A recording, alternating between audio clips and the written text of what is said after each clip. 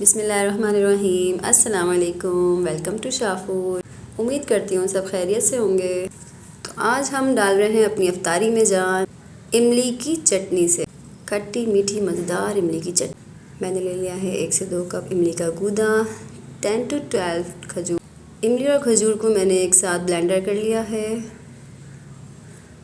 और इसको ब्लेंडर करने के बाद मैं डालूँगी अपने सॉस पैन में, ताकि मैं उसमें इसको कुक कर सकूं। कुक करने से इमली की खटास थोड़ी सी सेट हो जाती है, जिससे आपके गले ख़राब होने का ख़दशा नहीं रहता। तो इसको हम ब्लेंडर करने के बाद कुक करेंगे। खट्टी मीठी मज़ेदार इमली की चटनी इफ्तारी में हर चीज़ के साथ कितने मज़े की लगती है। पकौड़े हों, चाट हो, दही बड़े हों, हर चीज़ में।